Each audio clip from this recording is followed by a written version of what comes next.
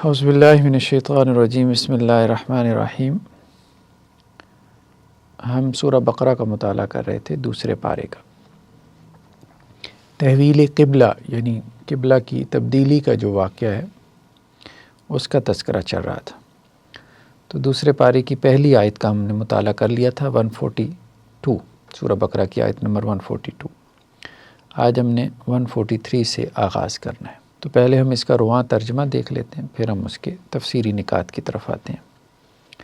وَكَذَلِكَ، اور اسی طرح، کا طرح کے لیے آتا ہے، لائک وائز ہے۔ وَكَذَلِكَ، واو اور کے معنی میں، اور اسی طرح، جعلناکم، ہم نے بنایا تم کو، امتًا وسطا، امت جماعت، قوم، ایک امت، وسطاً معتدل، وسط درمیان کو کہتے ہیں، جو درمیان میں ہو اس میں اعتدال ہوتا ہے، ماڈریٹ،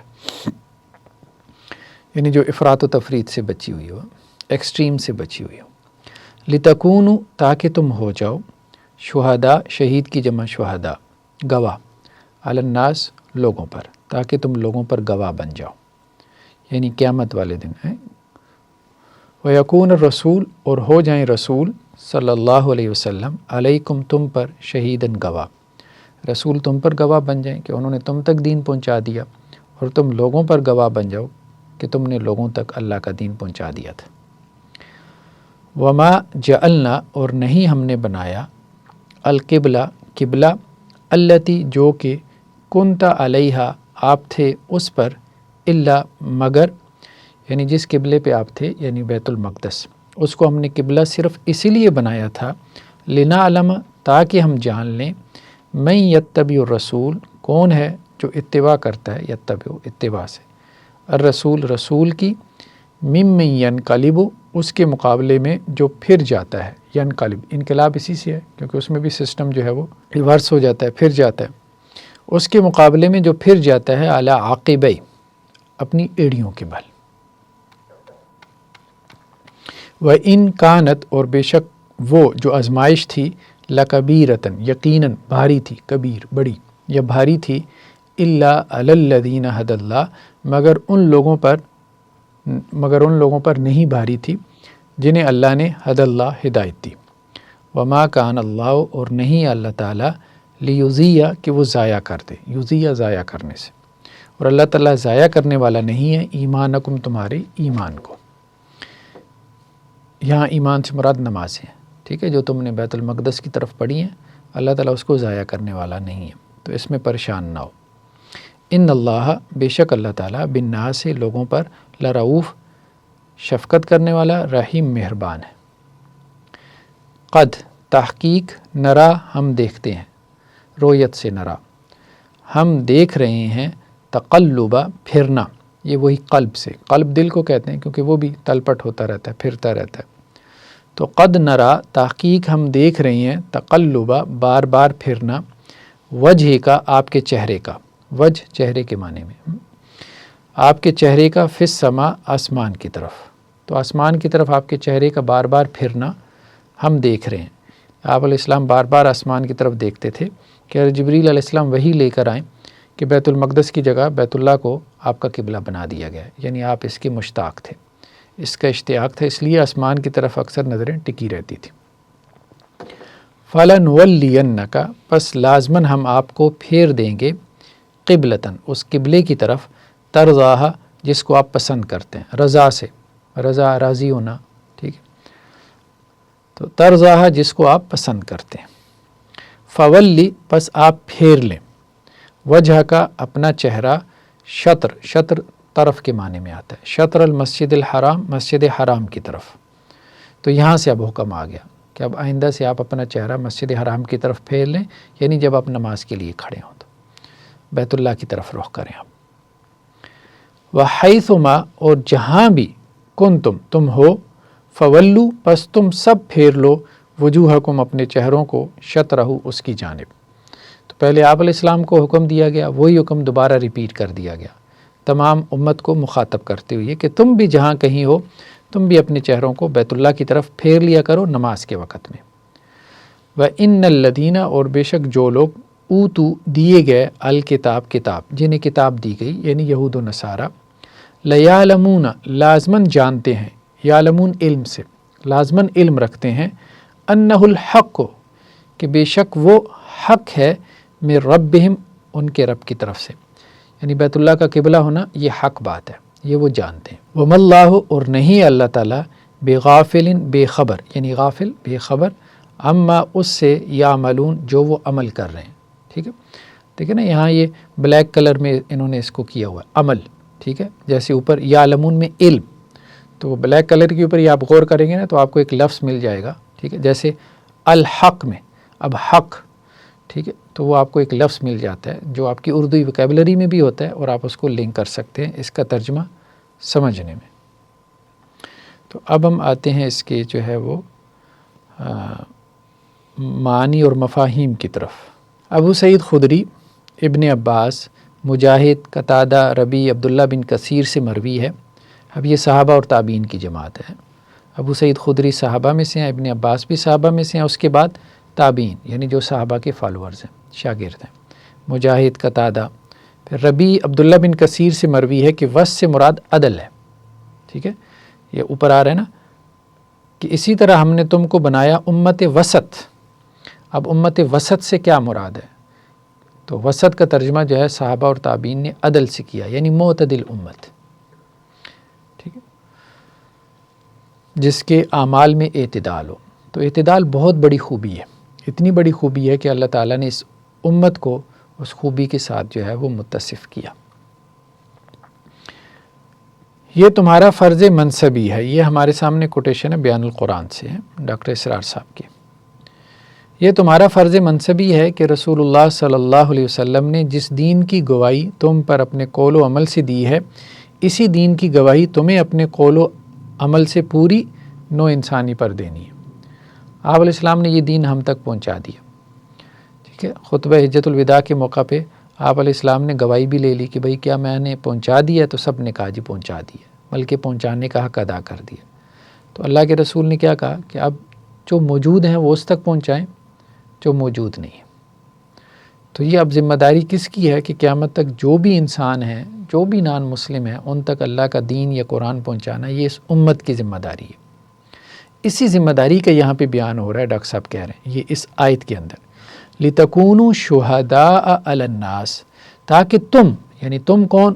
امت کو خطاب ہے نا کہ ہم نے تمہیں ایک معتدل امت بنایا، مسلمانوں کو خطاب ہے، پوری امت کو، امت مسلمہ کو، امت مسلمہ کو کہا گیا تاکہ تم ہو جاؤ گواہ علی الناس، لوگوں پر۔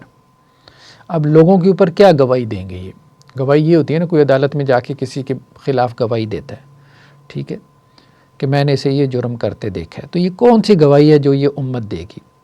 تو قیامت والے دن یہ امت جو ہے گواہی دے گی لوگوں کے خلاف، لوگوں سے مراد جو اس امت میں نہیں ہے، ٹھیک ہے، جنہوں نے جو ہے وہ اسلام قبول نہیں کیا۔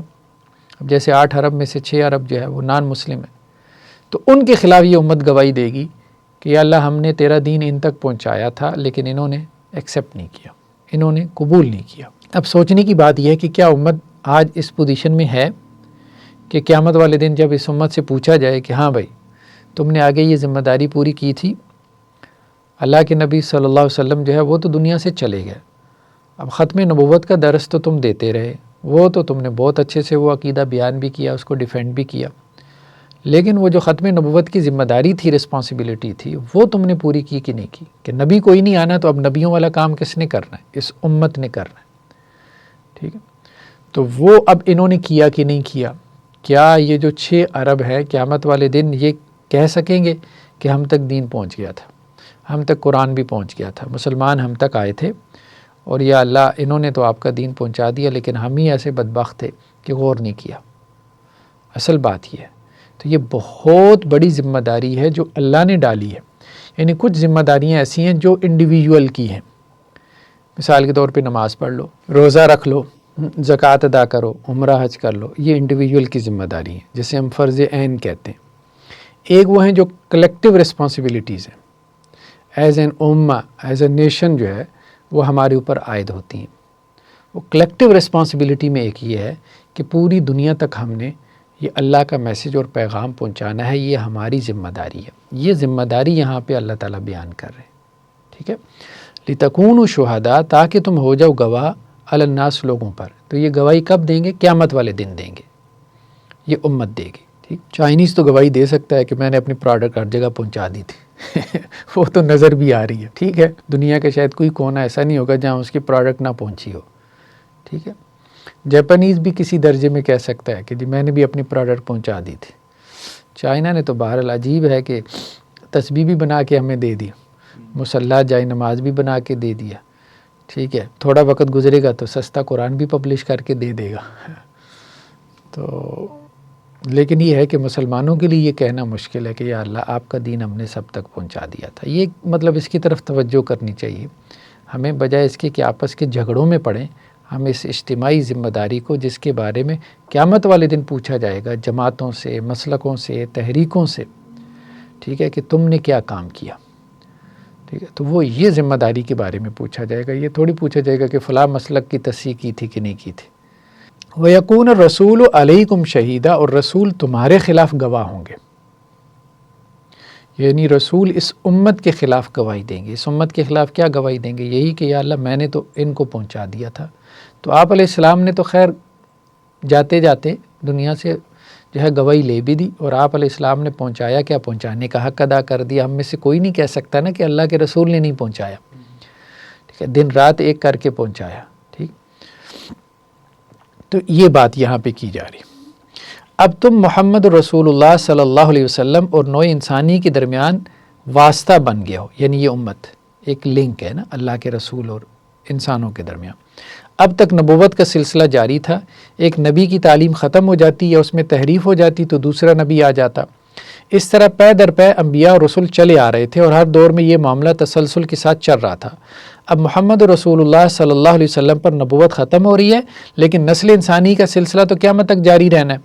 ٹھیک ہے، لہٰذا اب آگے لوگوں کو تبلیغ کرنا، ان تک دین پہنچانا، ان پر حجت قائم کرنا اور شہادت علی الناس کا فریضہ سر انجام دینا کس کی ذمہ داری ہوگی؟ اب یہ کام کون کرے گا دین پہنچانے کا؟ نبی تو جا رہے ہیں. لوگوں کے اوپر کون گواہی قائم کرے گا؟ شہادت علی الناس.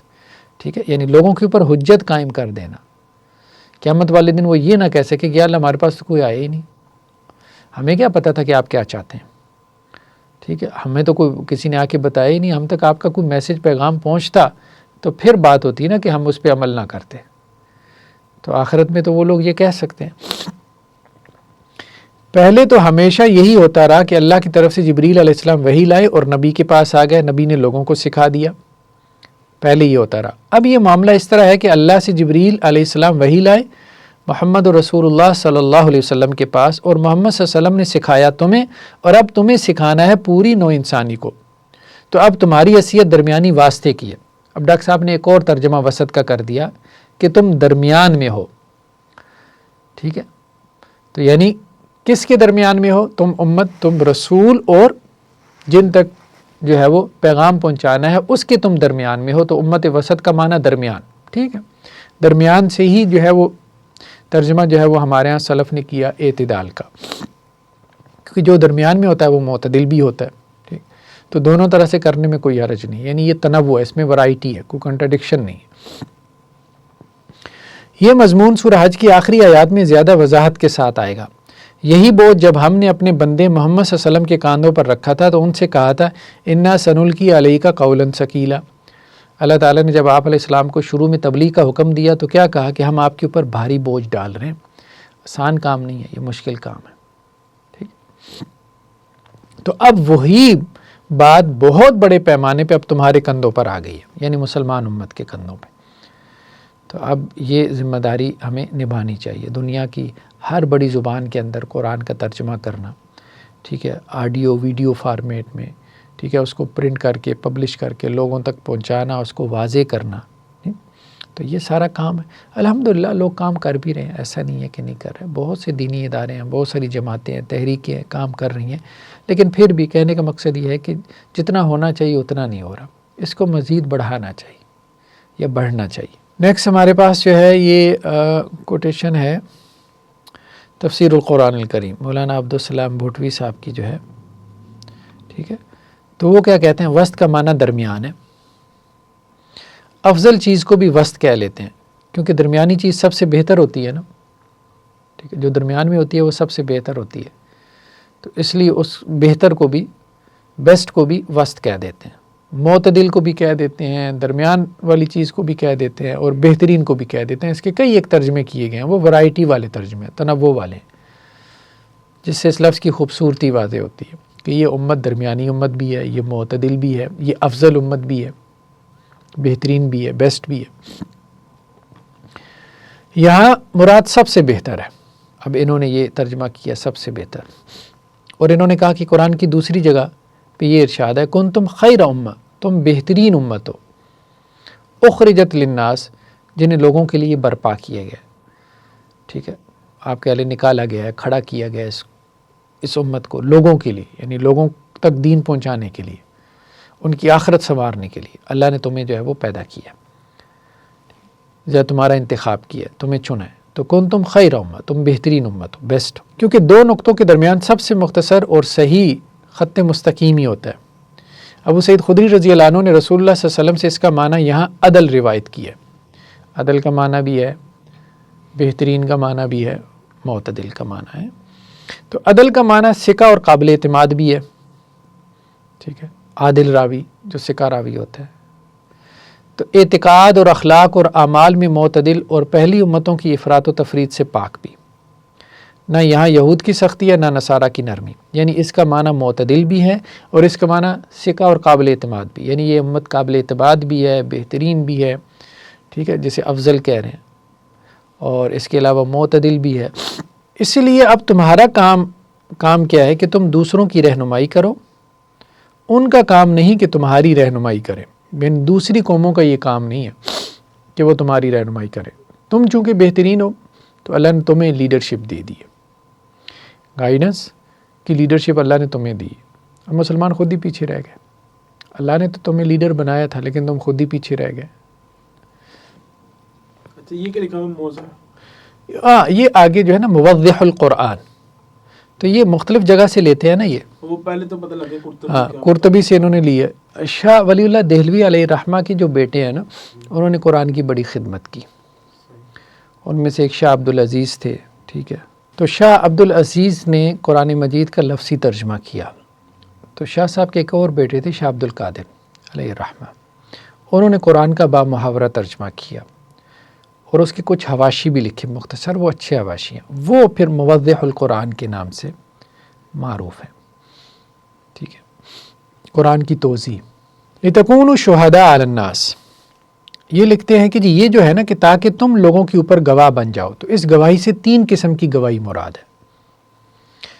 پہلی یہ کہ رسول اللہ صلی اللہ علیہ وسلم شہادت دیں گے کہ انہوں نے صحابہ تک پیغام پہنچا دیا، صحابہ کہیں گے تابعین تک انہوں نے پہنچا دیا، اسی طرح امت کا ہر طبقہ آنے والے پہ شہادت دے گا کہ ہم نے اگلوں تک پہنچایا، ٹھیک ہے۔ اس امت کے افضل ہونے کا سبب بھی یہی ہے کہ وہ لوگوں کو نیکی کا حکم دیتے اور برائی سے منع کرتے، تو ہر جنریشن نے اگلی جنریشن کو یہ دین پہنچا دیا، تو اگلی کے اوپر حجت قائم ہو گئی، وہ اگلی کو پہنچائے گی، اس کے اوپر حجت قائم ہوگی، اگر وہ دین کو نہیں مانتی، نہیں فالو کرتی تو وہ اللہ کے ہاں جواب دہ ہوگی۔ ایک تو اس کا یہ معنی کیا گیا۔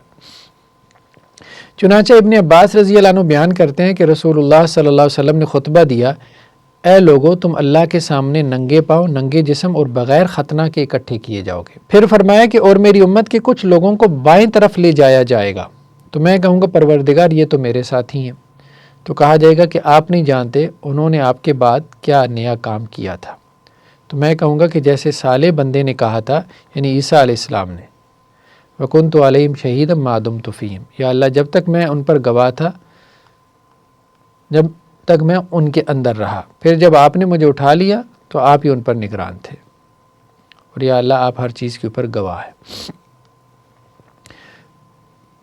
تو یہی بات جب آپ علیہ السلام نے حجۃ الوداع میں صحابہ کرام سے پوچھی کہ کیا میں نے اللہ تعالیٰ کا پیغام آپ لوگوں تک پہنچا دیا، تو سب نے کہا پہنچا دیا، تو کوئی آپ علیہ السلام نے صحابہ تک پہنچایا، صحابہ نے تابعین تک، تابعین تبع تابعین تک، انہوں نے نیکسٹ جنریشن تک، تو چل سو چل ہے، ہر جنریشن اگلی جنریشن کے اوپر گواہ ہے، یہ بات ہے۔ دوسری شہادت کون سی ہے؟ دوسری وہ شہادت ہے جو امت مسلمہ اللہ تعالیٰ کی کتاب کے خبر دینے کی بنا پر پہلی تمام امتوں پر دے گی، کہ ان کے انبیاء نے اللہ کے احکام ان تک پہنچا دیے تھے۔ اب یہ شہادت کب ہوگی؟ یہ قیامت والے دن ہوگی۔ اس کا تذکرہ بھی ہمیں حدیث میں ملتا ہے کہ رسول اللہ صلی اللہ علیہ وسلم نے فرمایا نوح اور ان کی امت آئے گی، یعنی قیامت والے دن۔ تو اللہ تعالیٰ فرمائے گا تم نے پیغام پہنچا دیا، یعنی اللہ تعالیٰ نوح سے پوچھیں گے کہ آپ نے اپنی قوم تک پیغام پہنچا دیا تھا؟ تو حضرت نوح عرض کریں گے یا اللہ ہاں اب پہنچا دیا تھا۔ پھر اللہ تعالیٰ ان کی امت سے کہیں گے، نوح علیہ السلام کی امت سے، کیا نوح نے تمہیں پیغام پہنچا دیا تھا؟ تو وہ کہیں گے نہیں، وہ انکار کر دیں گے، اور وہ یہاں تک کہیں گے ہمارے پاس تو کوئی نبی نہیں آیا، ہمارے پاس کوئی نبی آیا ہی نہیں ہے۔ ٹھیک ہے، تو اللہ تعالیٰ جو ہے وہ نوح علیہ السلام سے فرمائے گا کہ کون گواہی دے گا کہ آپ ان تک پہنچے تھے؟ ٹھیک ہے، تو وہ عرض کہیں گے محمد صلی اللہ علیہ وسلم اور ان کی امت۔ پھر یہ امت گواہی دے گی کہ یقیناً نوح نے پیغام پہنچا دیا تھا۔ اور یہ امت کیسے گواہی دے گی؟ یہ تو وہاں موجود نہیں ہے۔ تو وہ کہیں گے کہ اللہ تعالیٰ کا یہ فرمان ہے وَكَذَلِكَ جَعَلْنَاكُمْ أُمَّةً وَسَطًا لِتَكُونُوا شُهَدَاءَ عَلَى النَّاسِ، یہ اللہ تعالیٰ نے اس امت کو جو ہے وہ گواہ بنایا ہے۔ تو یہ امت پھر کہے گی کہ ہاں ہم نے اپنے پروردگار کی کتاب میں یہ پڑھا تھا کہ ہمارے رب نے ہمیں اپنے نبی کے ذریعے سے یہ بتایا تھا کہ نوح علیہ السلام نے اپنی قوم کو پیغام پہنچایا تھا۔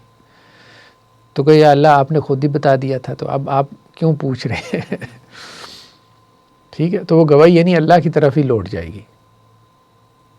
تو اس معنی میں یہ امت گواہ بنے گی۔ تیسری شہادت دنیا ہی میں مسلمانوں کی کسی کے حق میں نیک یا بد ہونے کی شہادت ہے۔ یہ دنیا کی شہادت ہے۔ دو دنیا کی شہادتیں، ایک آخرت کی ہے، جو دو دنیا کی گواہیاں، ایک آخرت کی گواہی، جس کی بنا پر نبی صلی اللہ علیہ وسلم نے ایک جنازے کے لیے جنت اور دوسری کے لیے جہنم واجب ہونے کا اعلان فرمایا۔ تو یہ بخاری کی روایت ہے نا، اصل میں بخاری میں یہ بات ہے نا کہ ایک جنازہ گزرا تو صحابہ نے اس کے بارے میں اچھی بات کی، تو آپ علیہ السلام نے فرمایا واجبت۔ پھر ایک جنازہ گزرا تو صحابہ نے اس کے بارے میں بری بات کی، تو آپ علیہ السلام نے کہا واجبت۔ تو لوگوں نے کہا جی آپ نے یہ کیا کہا، واجب ہو گئی؟ تو اللہ کے رسول نے کہا کہ جس بندے کے بارے میں تم نے کہا کہ وہ اچھا تھا تو اس کے لیے جنت واجب ہو گئی، جس کے بارے میں تم نے کہا کہ وہ برا تھا اس کے لیے جہنم واجب ہو گئی۔ یعنی نیک لوگوں کی جو گواہی ہے نا وہ معتبر ہوتی ہے، نیک لوگوں کی، اللہ سے ڈرنے والوں کی، تو اس کا اعتبار ہے۔ تو یہ گواہی اس کو شہادت قرار دیا گیا، یعنی صحابہ کی شہادت پہ ایک بندہ جنت میں چلا گیا، ایک جہنم میں چلا گیا۔ ٹھیک ہے، تو اگر کوئی بندہ دنیا سے چلا جاتا ہے اور اس کے بارے میں لوگ اچھی بات کہتے ہیں کہ یار بڑا اچھا انسان تھا، نیک تھا، اللہ سے ڈرنے والا تھا، ٹھیک ہے، تو یہ اس کے بارے میں اچھی گواہی ہے، اور انشاءاللہ اس کا اس کو فائدہ ہوگا۔ اور اگر کوئی انسان دنیا سے چلا جاتا ہے اور لوگ اس کے بارے میں بری گواہی دیتے ہیں کہ وہ برا انسان تھا، شریر تھا، اس کے اخلاق اچھے نہیں تھے، رویے بہت برے تھے، کرپٹ تھا، اس کے اندر یہ مسائل تھے، ٹھیک ہے۔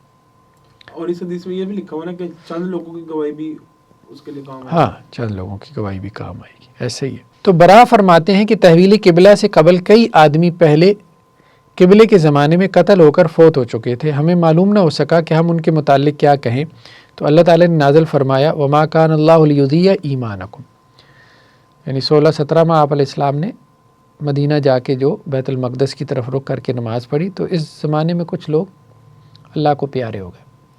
اب انہوں نے تو بیت المقدس کی طرف ہی نمازیں پڑھی تھی، بیت اللہ کی طرف تو کوئی نماز ہی نہیں پڑھی، تو یہ کہہ رہے ہیں اب ہمیں سمجھ میں نہیں آ رہی تھی بات کہ ہم ان کے بارے میں کیا کہیں کہ ان کی وہ نمازیں ضائع تو نہیں گئی۔ یہودیوں نے شبہ ڈال دیا تھا، اور سادہ لو آدمی شبے سے بہت جلدی پریشان ہو جاتا ہے، تو اس شبے کا ازالہ کیا گیا کہ اللہ تعالیٰ تمہاری نمازوں کو ضائع کرنے والا نہیں ہے۔ اور یہاں نماز کے لیے کیا لفظ استعمال ہوا؟ ایمان، وما کان اللہ لیضیع ایمانکم، نماز کو ایمان کہا گیا۔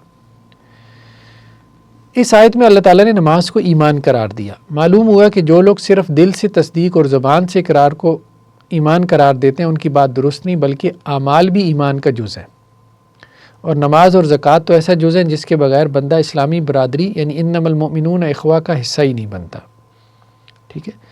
تو یعنی یہ بھی ایمان ہے، نماز کو ایمان کہا گیا تو یہ بھی ایمان کا جز ہے، گویا کہ نماز کے بغیر انسان کا ایمان مکمل نہیں ہے، یہ بات کر رہے ہیں، یہ ہمیں قرآن سے معلوم ہوتا ہے، کیونکہ اللہ تعالیٰ نے مشرکین کے بارے میں یہی کہا نا فَإِن تَابُوا وَأَقَامُوا الصَّلَاةَ وآتوا الزکاۃ، ٹھیک ہے، فإن تابوا وأقاموا الصلاۃ وآتوا الزکاۃ فإخوانکم فی الدین، اگر وہ توبہ کریں اور نماز قائم کریں اور زکوٰۃ ادا کریں تو وہ دین کے معاملے میں تمہارے بھائی ہیں۔ تو صرف توبہ کرنا کافی نہیں ہے کفر اور شرک سے، بلکہ نماز بھی پڑھیں اور زکوٰۃ بھی ادا کریں، پھر تمہارے دینی بھائی ہیں، ورنہ نہیں۔ تو اس کا مطلب ہے کہ یہ بھی ایمان کا حصہ ہے۔ اسی طرح آپ علیہ السلام کی روایت بھی ہے، ان بین الرجل و بین الشرک والکفر ترک الصلاۃ، آدمی اور کفر اور شرک کے درمیان فرق کرنے والی چیز کیا ہے؟ نماز۔ تو یہ بات یہاں پر آ گئی، نماز کی اہمیت آ گئی کہ نماز جو ہے اس کی اہمیت ایمان کے جیسی ہے، کیونکہ وہ ایمان کو مکمل کرنے والی ہے، اور گواہیاں 3 قسم کی ہیں۔ نیکسٹ ہمارے پاس جو ہے وہ فہم القرآن سے ہے۔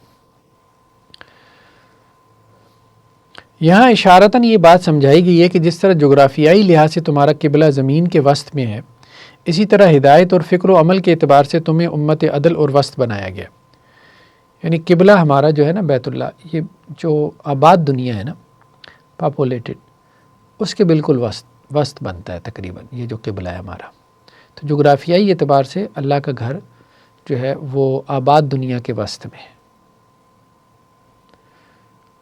تو اسی طرح اللہ نے اس امت کو بھی امت وسط بنایا، اس لیے اس امت کو عدل کا لقب عطا کیا گیا، کیونکہ عدالت میں عادل کی گواہی معتبر ہوتی ہے، کیونکہ یہ آخرت میں گواہی دے گی نا یہ امت دوسری امتوں کے خلاف، تو گواہ کے لیے عادل ہونا ضروری ہے، یعنی اتھینٹک ہو۔ عادل کہتے ہیں جو کریکٹر وائز ساؤنڈ ہو۔ تو اس امت کے بارے میں اللہ نے یہ گواہی دی ہے مجموعی طور پہ، ساری بات ہے، انڈیویجولی تو کمی کوتاہی موجود ہے امت کے اندر، اخلاقی اعتبار سے بھی ہے، لیکن مجموعی طور پہ تو اس لیے کہا گیا نا کہ یہ امت کبھی دلالت کے اوپر، گمراہی کے اوپر جمع نہیں ہوگی، یعنی سارے غلط نہیں ہوں گے اس میں، ٹھیک ہے، ہاں کچھ غلط ہوں گے، سارے غلط نہیں ہوں گے۔ پچھلی قومیں جمع ہو جاتی تھی، ہاں پچھلی قومیں جمع ہو جاتی تھیں، اب جیسے کرسچنس کو دیکھیں، ٹرینٹی پہ جمع ہو گئے، اللہ کا بیٹا بنا لیا۔ تو یہود کو دیکھیں، حضرت عیسیٰ علیہ السلام کے انکار پہ جمع ہو گئے، کتنی فنڈامنٹل چیزوں میں۔ تو اس امت کا یہ معاملہ نہیں ہے کہ کسی بڑی گمراہی کے اوپر یہ ساری متفق ہو جائے، جمع ہو جائے، ہاں درمیان میں ٹھیک ہے کچھ ہو جائیں گے گمراہ۔ اس لیے آپ علیہ السلام کی حدیث ہے نا کہ قیامت تک ایک گروہ ہمیشہ حق پہ رہے گا، قیامت تک ایک گروہ اس امت میں ہمیشہ حق پہ رہے گا، یعنی حق جو ہے نا کلی طور پہ اس امت سے غائب نہیں ہوگا، رہے گا اس امت کے اندر۔ ہاں یہ ہو سکتا ہے ایک طبقے تک محدود ہو جائے، ایک گروہ تک محدود ہو جائے۔ ساتھ میں یہ روایت لے کر آئے حضرت ابو بکرہ سے ہے کہ نبی کریم صلی اللہ علیہ وسلم نے حج کا خطبہ دیتے ہوئے فرمایا، یقیناً تمہارے خون اور تمہارے مال تم پر ایسی حرام ہے جیسا کہ تمہارے لیے آج کا دن، مہینہ اور یہ شہر قیامت تک کے لیے حرام ہے۔ پھر آپ نے فرمایا، میں نے اللہ کا پیغام پہنچا دیا؟ تو لوگوں نے جواب دیا ہاں۔ تو یہ اب بخاری کی روایت ہے کہ یہ آپ نے جو خطبہ دیا تھا منا میں حجۃ الوداع کے موقع پہ، حجۃ الوداع کے موقع پہ کئی خطبے ہیں، ایک عرفات کا بھی ہے، ایک منا کا بھی ہے۔ یہ اصل میں وہ کہہ رہے ہیں نا کہ آپ علیہ السلام نے یہ گواہی لے لی تھی نا کہ کیا میں نے اللہ کا پیغام تم تک پہنچا دیا تھا؟ تو لوگوں نے کہا جی یہ تمہارے خون سے، مطلب سمجھ نہیں کیا یہ شروع سے تمہارے خون اور تمہارے مال، اللہ تعالیٰ نے تمہارا خون اور تمہارا مال تم پر حرام کیا ہے، یعنی ایک دوسرے کا خون نہیں کر سکتے، ایک دوسرے کا مال نہیں کھا سکتے، ٹھیک ہے، اور ایک دوسرے کا خون کرنا اور ایک دوسرے کا مال کھانا اسی طرح حرام ہے جیسا آج کا دن، ٹھیک ہے، اور یہ مہینہ اور یہ شہر، یعنی مکہ کا شہر حرمت والا شہر ہے نا، وہاں آپ کسی کو قتل نہیں کر سکتے، ٹھیک ہے، اور مہینے کی بھی حرمت ہے، وہ بھی حرمت والا مہینہ بھی ہے، شہر کی بھی حرمت ہے، مہینے کی بھی حرمت ہے، 4 مہینے حرمت والے مہینے ہیں نا، اور دن کی بھی حرمت ہے، ٹھیک ہے، 10 ذی الحجہ کا جو دن ہے اس کی بھی حرمت ہے، 3 حرمتیں جمع ہو گئی نا، تو اس دن کی، مہینے کی اور شہر کی حرمت، تو جیسی ان 3 چیزوں کی حرمت ہے، اسی طرح ایک مسلمان کے خون کی بھی حرمت ہے، یعنی تقدس ہے، اس کے مال کی بھی حرمت ہے، تقدس ہے۔ آیت کے آخر میں اللہ تعالیٰ نے صفت رؤوف کا ذکر فرما کر مخلص اور تابعدار بندوں کو تسلی دی کہ مخالف جس قدر پروپوگنڈا کریں تمہاری پہلی نمازیں ہرگز ضائع نہیں ہوں گی، کیونکہ اللہ تعالیٰ اپنے بندوں کے ساتھ انتہائی رحم اور شفقت فرمانے والا ہے۔ رؤوف کسے کہتے ہیں؟ جو کسی کو نقصان سے بچا کر مزید نوازنے والا ہو۔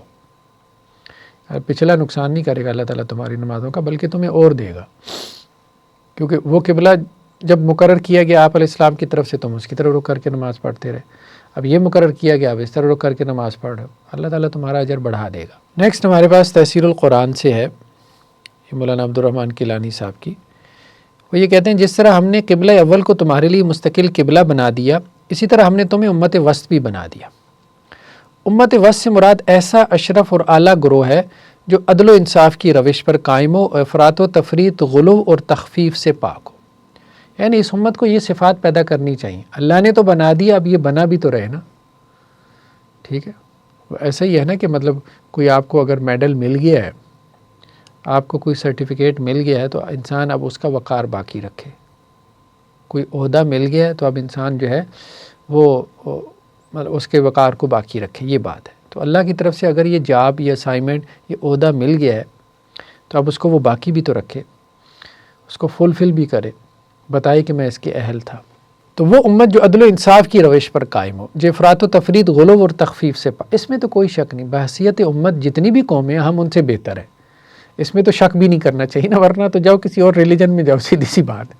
بحیثیت امت یہ سب سے بہترین امت ہے، اس میں تو کوئی شک نہیں ہے۔ یعنی یہ صرف تھیری کے لیول پہ نہیں، پریکٹیکلی بھی اگر آپ دیکھیں، باقی قومیں شرک میں پڑی ہوئی ہیں، یا تو خدا کو نہیں مانتی یا شرک میں پڑی ہوئی ہیں۔ یہاں بھی ٹھیک ہے، خرابی ہے، لیکن یہ ہے کہ خرابی ہونے کے باوجود اس امت کے اندر نیک لوگ ہیں، توحید والے ہیں، ٹھیک ہے، حق کی اتباع کرنے والے ہیں، اللہ سے ڈرنے والے ہیں، للہیت والے، ٹھیک ہے۔ کرسچینٹی میں بھی آپ کو ویلفیئر چیریٹی والے مل جائیں گے، لیکن اس امت کے مقابلے میں نہیں ہوں گے کسی بھی اعتبار سے، ٹھیک ہے۔ تو مجموعی طور پہ اس امت کی نیکی باقیوں سے بڑھی ہوئی ہے، یہ بات تو ٹھیک ہے، یہ بات تو ٹھیک ہے۔ ہاں، ان کے گرجے ویران پڑے ہیں، ان کی مسجدیں آباد ہیں، ٹھیک ہے۔ کسی بھی شعبے ڈپارٹمنٹ میں آپ دیکھ لیں تو یہ ان سے پیچھے نہیں ہیں۔ اب یہ خام خواہ کی باتیں جو ان کے اخلاق بڑے اچھے ہیں، عجیب سی لوگوں نے جو یورپ والوں کے اخلاق بڑے اچھے ہیں، کمال اخلاق اچھے ہیں، قانون کا ڈنڈا ہے بس، اصل بات یہ قانون کے ڈنڈے کی وجہ سے وہی ریمنڈ ڈاوز یہاں آتا ہے، ٹھیک ہے، تو وہ ہمارے لوگوں کو جو ہے وہ جانوروں کی طرح جو ہے وہ کچل کے دیت دے کے جو ہے وہ بھاگ جاتے ہیں، ٹھیک ہے، کوئی پوچھنے والا ہی نہیں۔ انہیں یورپینز کو یہاں بھیج دیں تو آپ دیکھیں کیسے اشارہ نہیں توڑتے۔ تو بس ایسے ہی قانون کا، وہی ملٹی نیشنل کمپنیاں وہاں ملاوٹ نہیں کرتی، یہاں نسلیں وغیرہ کو دیکھیں، جو دودھ جو بیچ رہے ہیں اس کو لا کے ذرا اس کا ٹیسٹ کروائے، ٹھیک ہے۔ خود انہوں نے افریقہ کے سارے دولت پہ قبضہ کیا، کر رکھا تھا اتنے عرصے سے، فرانس وغیرہ یہ سارے یورپ جو ہے۔ تو یہ کہنے کی باتیں ہیں کہ جو ان کے اخلاق بڑے اچھے ہیں، اور ہاں آپ یہ کہہ سکتے ہیں کہ وہاں قانون مضبوط ہے، قانون کا ڈنڈا ہے، تو ہمارے ہاں تو وہ قانون بھی نہیں ہے، سیدھی سی بات ہے۔ ان کے ہاں جو ڈیموکریسی، ہمارے ہاں تو وہ لولی لنگڑی ہے، اس کے باوجود اللہ کے ڈر کی وجہ سے یہ ملک چل رہا ہے۔ اگر اللہ کا ڈر خوف بھی ختم ہو جاتا، قانون تو ویسے ہی غائب ہے نا، ٹھیک ہے، تو یہ ہم کہاں پہنچے ہوتے۔ بہت سے مسلمان کنٹریز میں بھی بڑے اچھے قانون ہیں، کچھ اور جو دوسرے مسلمان ممالک ہیں وہاں پہ تو قانون ہے ایسا ہی۔ تو اب آپ دیکھیں کہ پاورٹی وہاں پر نہیں ہے، امریکہ میں دیکھ لیں کتنی ہے، یورپ کے اندر کتنی ہے، لوگ خیموں میں، ٹینٹس میں رہتے ہیں، ٹنلز کے اندر رہتے ہیں، پلوں بریجز کے نیچے رہتے ہیں، ٹھیک ہے۔ ڈرگز جو ہے وہ پی کے وہ پتہ نہیں کیسے کیسے، وہ چھوٹی چھوٹی ویڈیو سوشل میڈیا کے اوپر آتی ہیں، ٹھیک ہے، آپ اس کو دیکھتے ہیں۔ ہوم لیس پیپل کتنے زیادہ ہیں، ان ممالک میں بھی یہ ہے مسائل ہے، وہاں بھی جاب لیس لوگ ہیں۔ ایسا نہیں ہے کہ اب امریکہ میں ساری جو ہے وہ بڑی عیاشی کی زندگی گزار رہے ہیں، ٹھیک ہے، وہ ایک ببل ہے، بس وہ ببل جب پھٹے گا تو اس کے بعد وہ کہاں جا کے گریں گے کوئی اندازہ نہیں ہے۔ تو ہم بحیثیت مجموعی جو ہے نا وہ ہمارے ہاں خیر نیکی بہت زیادہ ہے، بس وہاں قانون سٹرکٹ ہے، یہ بات ان کی اچھی ہے، نظام ان کا اچھا ہے، اس پہ انہوں نے محنت کی ہے، جس قانون کی سٹرکٹنس کی وجہ سے اب باقی وہاں پہ بھی جب یہ جیسے کیا کہتے ہیں یہ مظاہرے وغیرہ ہوتے ہیں تو اس میں کیا ہوتا ہے، وہ جو آپ کے وہ مطلب ہوتے ہیں بڑے بڑے گروسری سٹورز ہوتے ہیں، لوگ وہاں کی فریجوں سے چیزیں نکال کے لے جاتے ہیں، ٹھیک ہے، یہ ساری ویڈیوز ہیں وہاں بلیکس، یہ جو کالے جب احتجاج کرتے ہیں اس کے بعد وہ آگ جلائی جاتی ہے، فرانس کو دیکھ لیں، امریکہ کو دیکھ لیں، کہیں پہ بھی دیکھ لیں، کیا ہے مطلب وہ ساری لوٹ مار اس طرح سے مچاتے ہیں کہ سمجھ ہی نہیں آتی یہ سوسائٹی کیا ہے کیا نہیں ہے، ٹھیک ہے۔ تو اس لیے اپنے آپ کو انڈر ایسٹیمیٹ نہیں کرنا چاہیے. کہنے کا مقصد یہ ہے ہم بہت بہتر ہیں، لیکن یہ کہ ہم بالکل آئیڈیل ہیں تو نہیں ہے، ہمیں مزید بہتری کی طرف جانا ہے. اپنے اوپر کرٹیسزم ضرور کریں تاکہ ہم مزید بہتری کی طرف جائیں، لیکن اپنے آپ کو انڈر ایسٹیمیٹ نہ کریں. اس کی مثال یوں سمجھیے کہ نصارہ نے عیسیٰ علیہ السلام کو اتنا بڑھایا کہ انہیں خدائی بنا دیا، اور یہود نے اتنا گھٹایا کہ ان کی پیغمبری سے بھی انکار کیا اور ان کی جان کے بھی لاگو ہو گئے. اور اس امت وسط کی روش یا عقیدہ یہ ہے کہ عیسیٰ علیہ السلام اللہ کے پیارے پیغمبر اور روح اللہ تھے، اللہ کی جو ہے وہ کلمات تھے. تو یہ معاملہ. اسی طرح اب آپ دیکھیں یہود کے لیے قتل کے بدلے قتل یعنی کہ قصاص ہی فرض کیا گیا تھا. نصارہ کو عفو درگزر سے کام لینے کا حکم دیا گیا، ٹھیک ہے، کہ معاف کرو. قصاص کا حکم نہیں تھا حضرت عیسیٰ کیا. وہاں تو یہ تھا کہ ایک گال پہ اگر کوئی تھپڑ مارتا ہے دوسرا گال بھی آگے کر دو. یہ انجیل میں موجود ہے، ٹھیک ہے. اور امت مسلمہ کے لیے قصاص کو جواز کی حد تک رکھا گیا اور قصاص کے بجائے دیت کو پسند کیا گیا اور عفو درگزر کی ترغیب دی گئی، یعنی دونوں چیزوں کو جمع کر دیا گیا. تو اس لیے یہ معتدل امت ہے. یہود کے ہاں حائضہ عورت جو مینسز میں ہوتی تو اس کے ہاتھ کا پکایا ہوا کھانا نہ کھایا جاتا، ٹھیک ہے، اور اس کے ساتھ گھر میں بھی نہ رہتے تھے، اور ایسی عورتوں کا کسی الگ مقام پہ رہائش کا بندوبست کیا کرتے تھے. نصارہ ایسی عورتوں سے کسی طرح سے بھی پرہیز نہیں کرتے تھے، ٹھیک ہے. اور مسلمانوں کو اب درمیان کا حکم دیا گیا ہے کہ آپ ان کے ساتھ تعلق قائم نہ کریں، باقی کوئی پابندی نہیں ہے، ٹھیک ہے. تو اس اعتبار سے انہوں نے کچھ مثالیں جمع کر دی کہ یہ معتدل امت ہے، یہ جو امت ہے. ایک انہوں نے یہاں تفسیر ماجدی سے ایک نقطہ یہاں پہ بیان کیا کہ کذالک، اسی طرح، یہ عموماً تشبیہ کے لیے آتا ہے. وکذالک جعلناکم، اسی طرح ہم نے تمہیں امت وسط بنایا. کس کی طرح؟ لائک وائز، کس کی لائک، ٹھیک ہے. تو اس کا انہوں نے کہا کہ حضرت شیخ الہند نے یہ بات کہی کہ یہ یہاں تشبیہ کے لیے نہیں ہے، یہ کہ ہم یہاں تشبیہ جو ہے وہ ڈھونڈتے رہیں، ٹھیک ہے. کیونکہ کذالکہ کا لفظ نا بعض اوقات بیان کمال کے لیے بھی آ جاتا ہے. کمال درجے میں ہم نے تم کو جو ہے وہ امت وسط بنایا، ٹھیک. جیسے وَكَذَلِكَ أَنزَلْنَا حُكْمًا عَرَبِيًّا، تو یہاں پہ بھی یہ جو ہے وہ کمال کے بیان کے لیے کہ ہم نے اس قرآن کو نازل کیا، ٹھیک ہے، حکم عربی بنا کے، تو یہ ہمارا کمال ہے. اب کس کی طرح اللہ نے قرآن کو بھی نازل کیا حکم عربی؟ تو قرآن کی طرح کی تو کوئی اور کتاب نہیں ہے نا جس کی طرح اللہ نے قرآن کو بھی نازل کیا ہو. اب آپ سمجھ رہے ہیں؟ تو وہ کہہ رہے ہیں کذالک یہاں پہ اس کے لیے تشبیہ کے لیے نہیں ہے، بیان کمال کے لیے. یہ ایک عربی کا ایک قاعدہ انہوں نے بیان کر دیا. لیکن کچھ لوگوں نے اس کو تشبیہ بھی بنایا اور تشبیہ بنا کے اس کا معنی متعین کرنے کی کوشش کی، جیسے مولانا حنیف ندوی. وہ کہتے ہیں یہ اسی طرح سے کیا مراد ہے؟ وہ کہتے ہیں کذالک سے مراد یہ کہ جس طرح کعبہ تمام کائنات کا روحانی مرکز ہے، چونکہ پیچھے تعویل قبلہ کی بات ہو رہی ہے، جس طرح قبلہ جو ہے تمام کائنات کا روحانی مرکز ہے، اسی طرح مسلمانوں کو خدا نے تمام انسانوں کا مرکز عمل بنایا. لوگوں کو چاہیے کہ وہ مسلمانوں کے نقش قدم پہ چلے. یعنی اب نبی تو سامنے ہے کوئی نہیں نا، تو عام لوگوں کے لیے رول ماڈل کیا ہے؟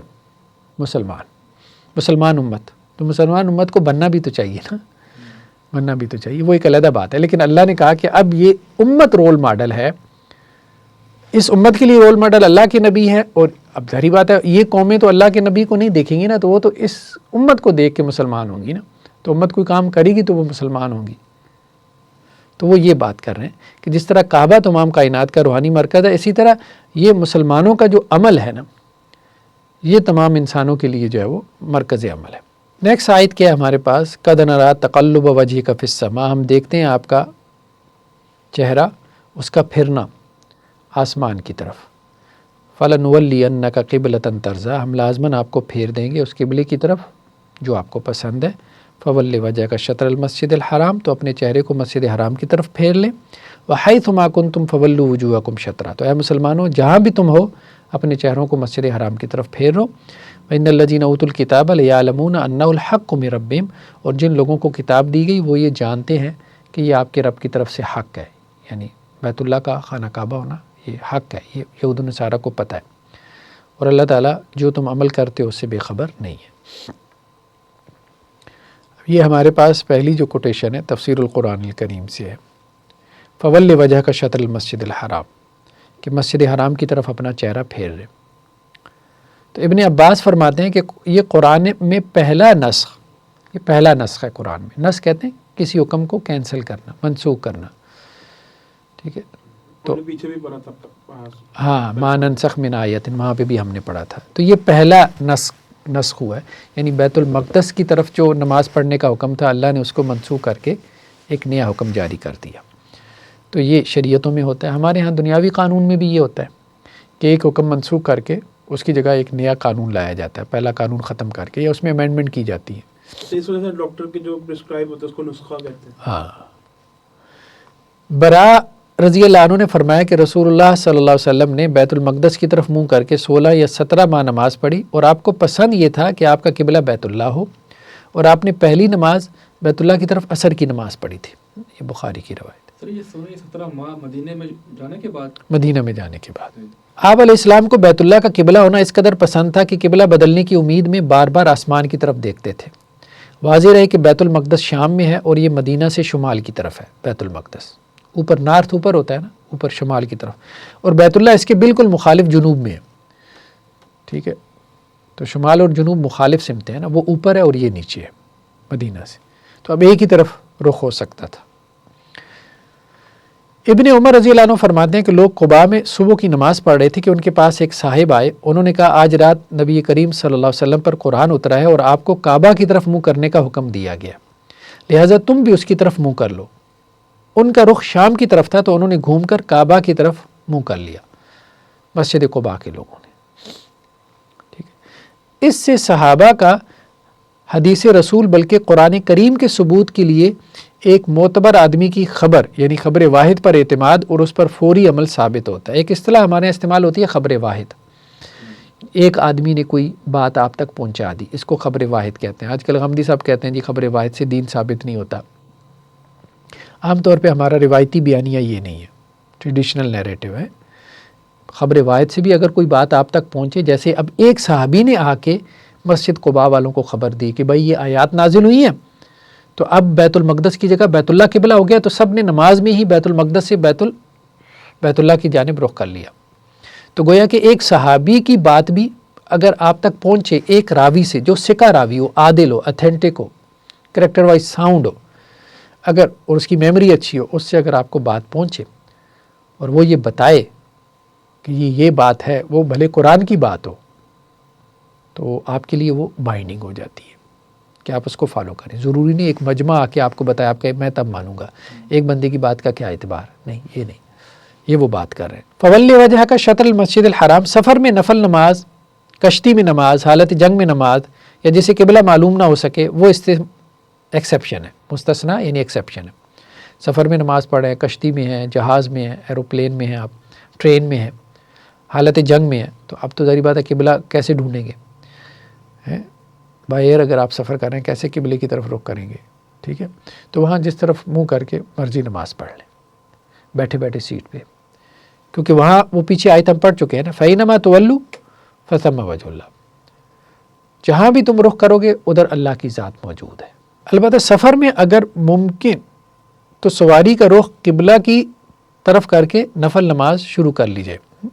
سفر میں اگر ممکن ہو تو سواری کا رخ قبلہ کی طرف رخ کر کے نماز شروع کر لیجئے. سواری کا رخ قبلہ کی طرف کر کے پھر اس کے بعد، یعنی آپ علیہ السلام کے پاس مطلب اونٹنی یا اونٹ وغیرہ اگر تھا تو آپ نے اس کے اوپر بیٹھے بیٹھے نماز اس طرح سے پڑھ لی کہ ایک دفعہ اس کا رخ قبلہ کی طرف کر دیا، پھر وہ جدھر بھی اس کا رخ ہوتا گیا تو آپ نے نفل نماز اس پہ بیٹھے بیٹھے پڑھ لی. لیکن فرض بھی پڑھ سکتے ہیں اگر مجبوری ہو تو. انس رضی اللہ عنہ راوی ہیں کہ رسول اللہ صلی اللہ علیہ وسلم جب سفر کرتے اور نفل پڑھنے کا ارادہ کرتے تو اپنی اونٹنی کا رخ قبلہ کی طرف کر کے تکبیر کہتے، پھر سواری آپ کا رخ جدھر کو بھی کرتی نماز پڑھتے رہتے. ٹھیک ہے. لَيَعْلَمُونَ أَنَّهُ الْحَقُّ مِنْ رَبِّهِمْ، وہ لازماً جانتے ہیں کہ وہ یعنی آپ کے رب کی طرف سے حق ہے. ٹھیک، یعنی یہود کو اپنی کتابوں کی پشین گوئی کی بنا پر خوب علم ہے کہ نبی آخر الزمان کا قبلہ مسجد حرام ہوگا. کیا حق ہے؟ یعنی آخری نبی کا قبلہ مسجد حرام کا ہونا، یہ حق بات یہ یہود کے علم ہے، مگر وہ کفر و عناد کے اور حسد کے بنا پر اس کو چھپا رہے تھے. سیدہ عائشہ رضی اللہ عنہ بیان کرتی ہیں کہ آپ علیہ السلام نے فرمایا یہ لوگ اہل کتاب ہم پر کسی چیز پر اتنا حسد نہیں کرتے جتنا جمعہ کے دن پہ کرتے ہیں کہ اللہ تعالیٰ نے ہمیں اس کی ہدایت دی اور وہ اس سے گمراہ ہو گئے، اور اس قبلہ پر جس کی اللہ نے ہمیں ہدایت دی اور وہ اس سے گمراہ ہو گئے. اور امام کے پیچھے ہمارے آمین کہنے پہ، اس سے ان کو بڑا حسد ہوتا ہے، جو یہودی مدینہ کے اندر تھے۔ تو یہ ان کے لیے حسد کا مسئلہ بنا ہوا تھا کہ اس قبلے کی ہم پیروی نہیں کر سکے جو ہمارے باپ ابراہیم کا قبلہ تھا، جس کو حضرت ابراہیم علیہ السلام نے تعمیر کیا تھا، اور محمد صلی اللہ علیہ وسلم کا وہی قبلہ مقرر کر دیا گیا۔ یہ ان کے جمعے کے لیے دن کی کیا وجہ تھی؟ ہاں، جمعے کے دن کی وجہ یہ تھی کہ جمعے کا دن جو ہے نا وہ اللہ تعالیٰ نے مقرر کیا تھا خیر و برکت کے لیے، تو یہود کو اختیار دیا گیا کوئی ایک دن اختیار کر لیں، تو انہوں نے کہا جی ہم تو ہفتے کا دن لے لیں۔ عیسائیوں کو دیا گیا، انہوں نے کہا کہ جی ہم تو اتوار کا دن لیں۔ اس امت نے کہا ہم جمعے کا دن لیں گے، تو اللہ نے ہفتے میں خیر و برکت جو سب سے زیادہ رکھی تھی وہ جمعے کے دن میں رکھی تھی، تو وہ مسلمانوں کو مل گیا۔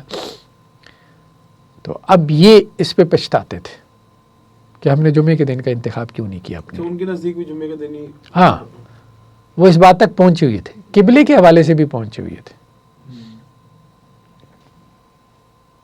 اصل بات یہ ہے۔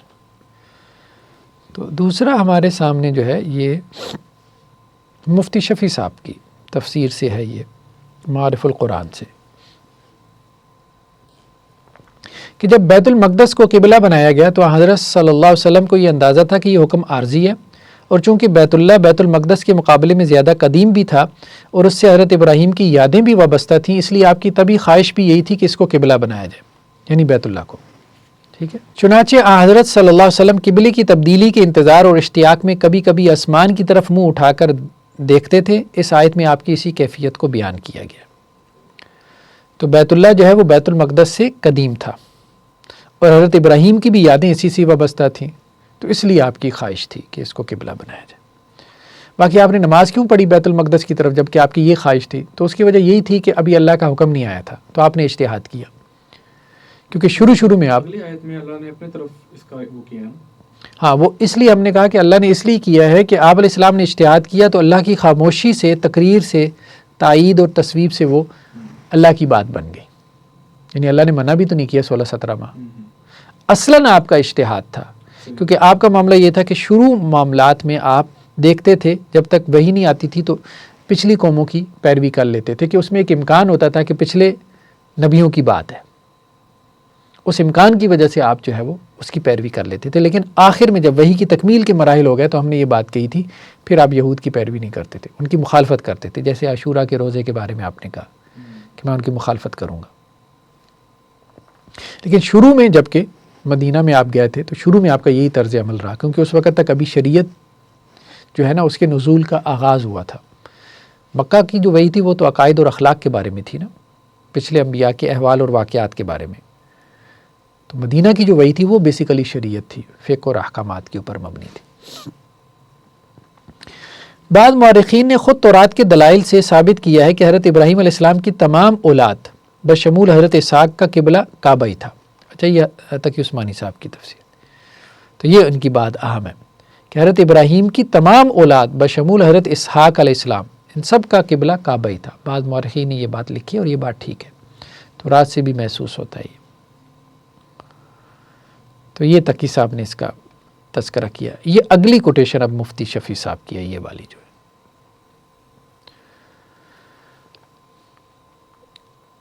اس سے ان لوگوں کی جہالت واضح ہو گئی جنہوں نے ہندوستان اور پاکستان کی بہت سی مسجدوں کی سمت قبلہ میں معمولی سا فرق 2-4 ڈگری کا دیکھ کر یہ فیصلہ کر دیا کہ ان میں نماز نہیں ہوتی۔ یہ سراسر جہالت ہے۔ یہ ہمارے ہاں مسئلہ ایک ہے، بعض اوقات کوئی مسجد نا تھوڑی سی ہٹی ہوئی ہوتی ہے، اب تو کمپس آ گیا نا، اب تو آپ کے موبائل کے اندر ایپ بھی ہے ڈائریکشن آف قبلہ، تو وہ فوراً آپ کو دے دیتی ہے۔ تو پرانی مسجدیں بنی ہوئی ہیں، لوگوں نے اندازے سے بنا لی، ٹھیک ہے، تو تھوڑی سی مسجد ٹیڑھی ہو جاتی ہے 3-4 ڈگری دائیں بائیں قبلہ کی ڈائریکشن سے، تو اب لوگوں نے فتوے لگانا شروع کر دیے کہ یہ تو قبلہ رخ نہیں ہے مسجد،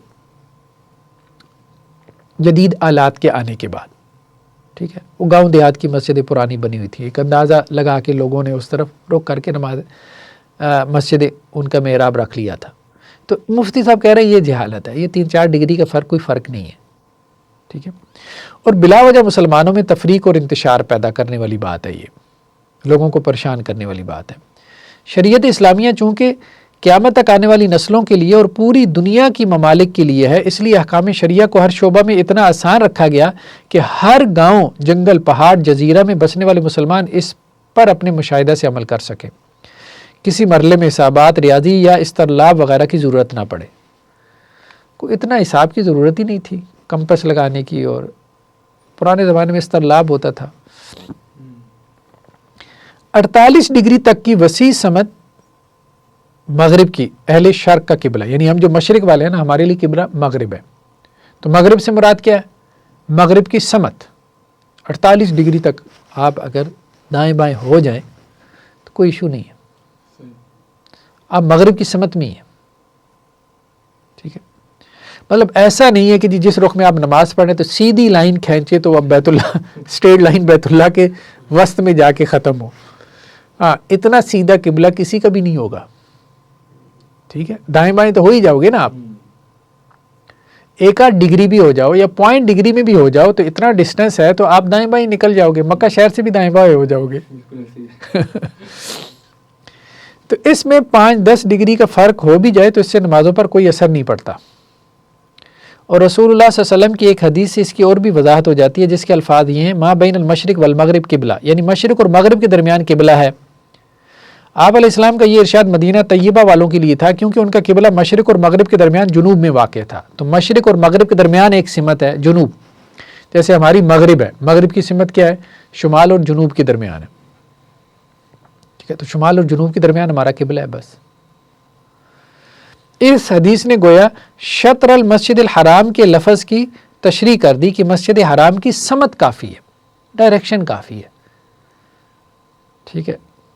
90 ڈگری میں ماپنا شروع نہیں کر دینا چاہیے۔ اگر کسی مسجد کی تھوڑی سی ڈائریکشن دائیں بائیں کو پرانی بن گئی ہے تو اب اس کو گرا کے جی نیا بنائیں، ضرورت نہیں ہے اس کی، ٹھیک ہے؟ البتہ بنائے مسجد کے وقت اس کی کوشش بہتر ہے کہ ٹھیک بیت اللہ کے رخ جتنا قریب ہو سکے وہ کر لی جائے، وہ بات ٹھیک ہے۔ صحابہ کرام، تابعین اور سلف صالحین کا طریقہ تو اس دریافت کے لیے سیدھا سادہ یہ تھا کہ جس جگہ صحابہ کرام اجمعین کی بنائی ہوئی کوئی مسجد تھی، اس سے اس کے قرب و جوار کی مسجدوں کا رخ سیدھا کر لیا، پھر ان کے قرب و جوار کا اور ان کے ذریعے سے اس طرح تمام عالم میں مساجد کا رخ تجویز کیا گیا۔ اچھا، صحابہ نے بھی، اب ہمارے یہاں نا کچھ یہ جو اسلام کے مخالف پروپیگنڈا کرنے والے ہوتے ہیں، وہ جی دیکھیں آپ کی تو پرانی مسجد ہے تو قبلہ رخ ہے ہی نہیں، تو آپ کا تو یہ قبلہ ہی نہیں ہے، قبلہ تو آپ کا ادھر ہے۔ اصل میں اس وقت وہ سمت کو سامنے رکھ کے، ٹھیک ہے، مطلب اس وقت تو یہ کوئی جدید آلات نہیں تھے نا، تو وہ ایک سمت کا اعتبار کرتے تھے، تو اس میں کچھ ڈگری دائیں بائیں ہو جاتا تھا، تو وہ مسجدیں اس طرح سے تعمیر ہوتی تھی۔ تو اب وہ ڈگریز وہ ماپ کی کہتے ہیں کہ جی یہ تو سمت ہی نہیں بنتی آپ کی بیت اللہ کی۔ تو یہ بھی لوگوں نے فتنہ جو ہے وہ آج کل یوٹیوب کے اوپر چلایا ہوا ہے۔ اس لیے بلاد بعیدہ میں سمت قبلہ معلوم کرنے کا صحیح طریقہ جو سلف سے چلاتا یہ ہے کہ جن بلاد میں مساجد قدیمہ موجود ہیں ان کا اتباع کیا جائے، کیونکہ اکثر بلاد میں تو حضرات صحابہ اور تابعین نے مساجد کی بنیادیں ڈالی ہیں اور سمت قبلہ متعین فرمائی، اور پھر انہیں دیکھ کر دوسری بستیوں میں مسلمانوں نے اپنی اپنی مساجد بنائی، تو ٹھیک ہے، بس اسی طرح سے چل ہے۔ اس لیے سب مساجد المسلمین سمت قبلہ معلوم کرنے کے لیے کافی و وافی ہے۔ اس میں بلا وجہ شبہات فلسفیہ نکالنا شرعاً محمود نہیں بلکہ مذموم اور موجب تشویش ہے، تشویش کا سامان پیدا کرتا ہے، ٹھیک ہے؟ بلکہ بسا اوقات ان تشویشات میں پڑھنے کا یہ نتیجہ ہوتا ہے کہ حضرات صحابہ کرام، تابعین اور عامۃ المسلمین پر بدگمانی ہو جاتی ہے کہ ان کی نمازیں اور قبلہ درست نہیں، حالانکہ یہ باطل محض اور سخت جسارت ہے، ٹھیک ہے؟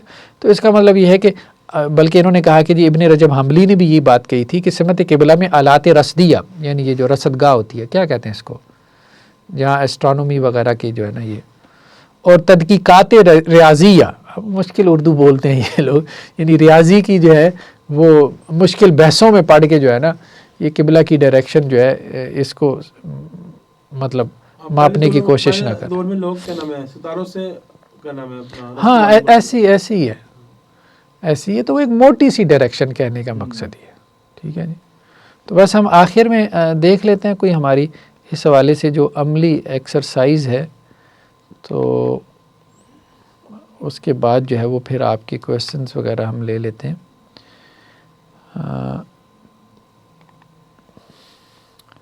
اچھا جی، آج ہمارا لیکچر تھا 37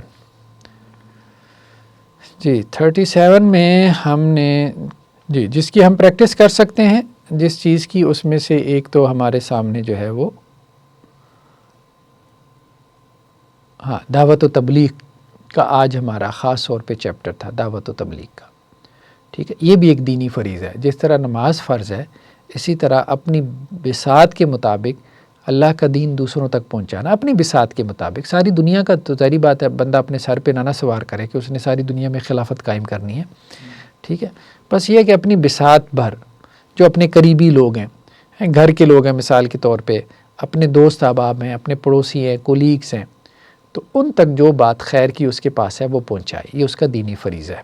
پہلے خود اس پہ عمل کرے، پھر دوسروں تک پہنچائے. یہ بھی ٹھیک نہیں ہے کہ خود عمل تو نہ کرے، دوسروں تک پہنچانے کی ذمہ داری پوری کرتا رہے. تو عملی کام کیا اس میں پریکٹیکل.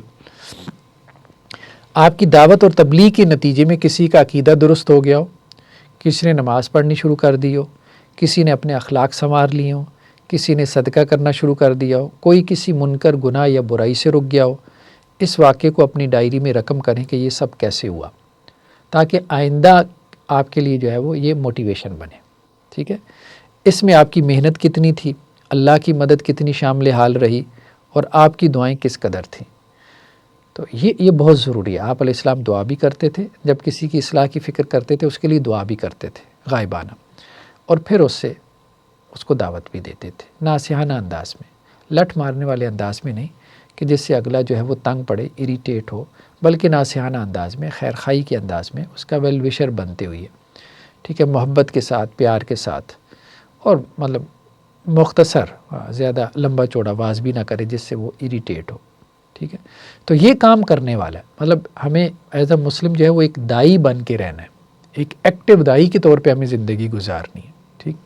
تو اپنی انڈیویجول کی لائف یہ تو ہے ہی ہے، لیکن یہ ہے کہ وہ دین خود بھی اس پہ عمل کرنا اور دوسروں تک اس کو پہنچانا. تو یہ ایک بنیادی فریضہ آج ہم نے پڑھا ہے، جس کو ہم نے اپنی پریکٹس میں لانا ہے. اگر پہلے سے پریکٹس میں ہے تو اس میں ہم نے مزید نکھار پیدا کرنا ہے، مزید بہتری لے کر آنی. جی آپ کوئی کویشچن ہو تو کر لیں. جی سفر میں ہیں، دعا کی درخواست ہے، اللہ عز و جل آپ کے لیے سفر کو آسانی فرمائے. السلام علیکم ڈاکٹر صاحب. جی وعلیکم السلام. میرا سوال یہ تھا کہ ایسے امام صاحب ایسی مساجد میں نماز پڑھنا جہاں پہ جو مسجد تعمیر کی گئی ہے وہ قبضے کی زمین پہ ہو، تو ایسی مسجد کا تعمیر ہونا کیا صحیح ہے، اور ایسی مسجد میں نماز آپ کی ہو جاتی ہے؟ دوسرا یہ کہ بعض اوقات ممبر پر بیٹھے ہوئے امام جو ہیں بہت ساری تقاریر ایسے کرتے ہیں جس سے جو نمازی ہوتے ہیں ان میں اختلافات پیدا ہوتے ہیں. تو اس صورتحال میں آپ کا امام کے پیچھے نماز پڑھنا کیا ٹھیک ہے؟ جزاک اللہ. دیکھیں قبضے کی جو مسجد ہے نا، اس میں نماز پڑھنے سے ہمیں منع کیا گیا. ٹھیک ہے. یہ باقاعدہ جو ہے وہ آپ کو اس حوالے سے روایات بھی مل جاتی ہیں. اس کی وجہ یہ ہے کہ اس سے اختلاف اور انتشار پیدا ہوگا، اور اگر وہاں آپ نماز پڑھیں گے تو گویا آپ جو ہے وہ سپورٹ کر رہے ہوں گے اس کے قبضے کو. تو کل کلا کو کوئی بھی بندہ کسی کی زمین کے اوپر جو ہے کسی کے ذاتی پلاٹ کے اوپر مسجد بنا کے جو جی میں نے تو اللہ کا گھر بنا دیا، اب آ کے گرا کے دکھاؤ، اور خود وہ اس گھر کا بینیفیشری بن جائے گا. ٹھیک ہے.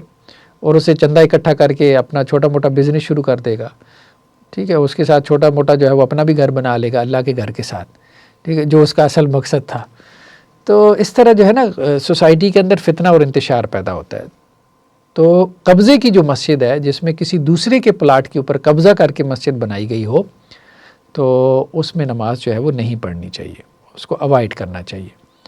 دوسری بات یہ ہے کہ ایسے مولانا حضرات کہ جو فرقہ واریت پھیلاتے ہیں، جو انتشار کو ہوا دیتے ہیں، اور تو ان کے پیچھے پھر بہتر ہے کہ نماز نہ پڑھیں.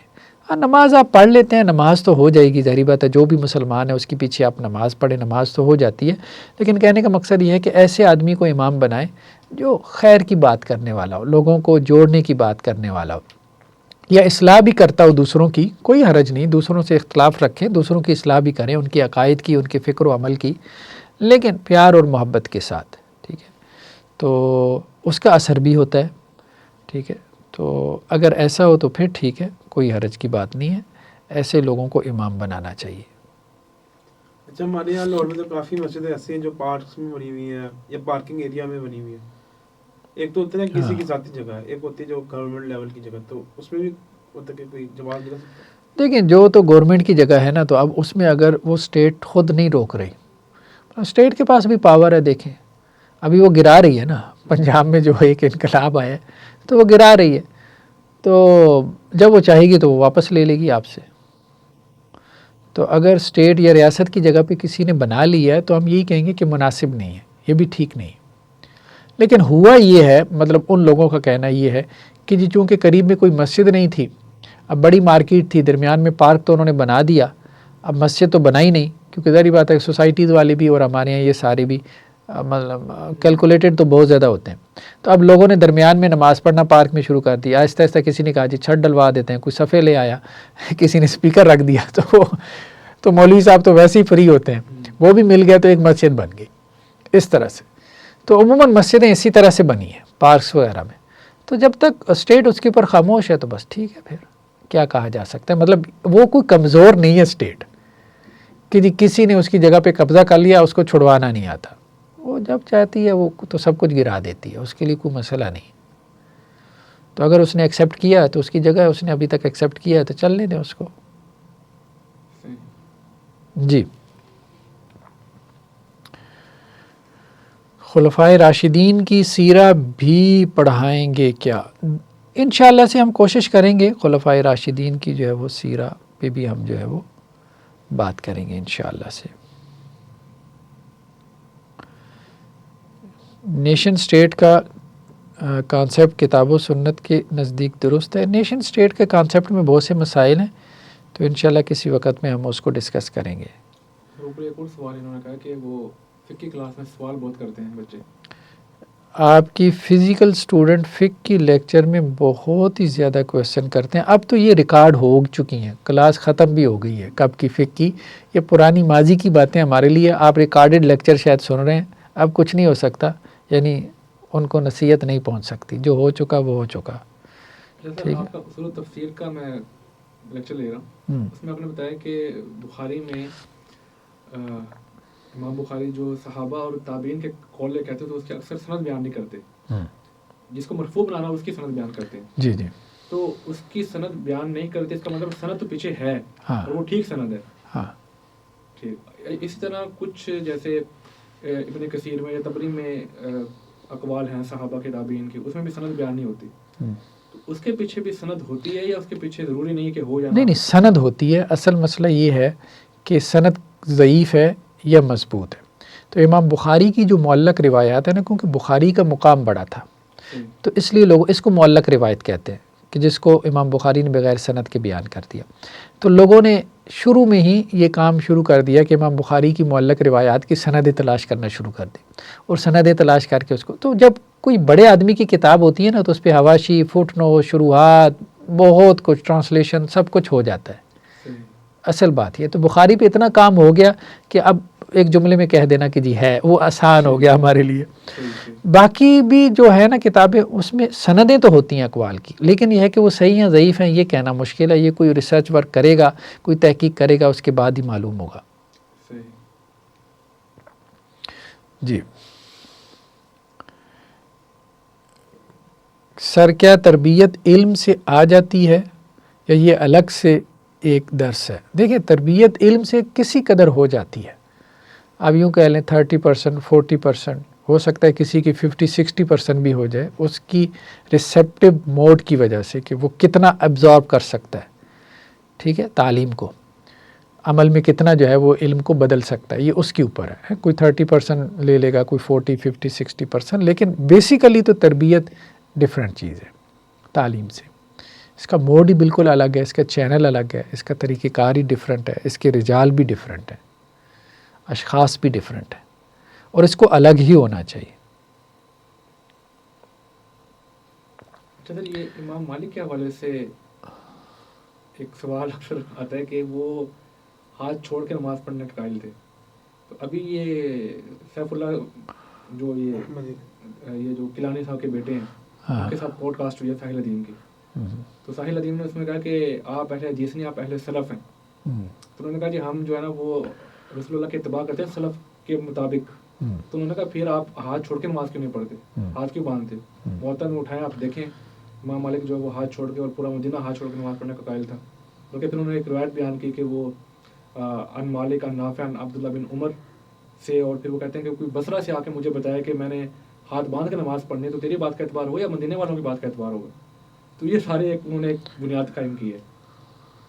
اور اس میں کیا موقف ہے امام مالک کا؟ مالکیہ کے ہاں دونوں قسم کی، اصل بات ہے انٹرپریٹیشن نا. تو اب چونکہ یہ ہماری فقہ کی کلاس نہیں ہے، انٹرپریٹیشن میں دونوں طرح. مالکیہ تو جو ہے نا چلے جو تو ان کو فالو کرتے ہیں وہ نہیں، امام مالک کا اپنا کیا موقف ہے؟ وہی بات کہہ رہا ہوں نا، امام مالک کے موقف کو ہی تو وہ فالو کرتے ہیں نا.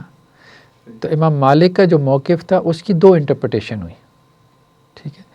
ایک انٹرپریٹیشن ہاتھ چھوڑنے کی ہوئی اور ایک انٹرپریٹیشن ہاتھ باندھنے کی ہوئی.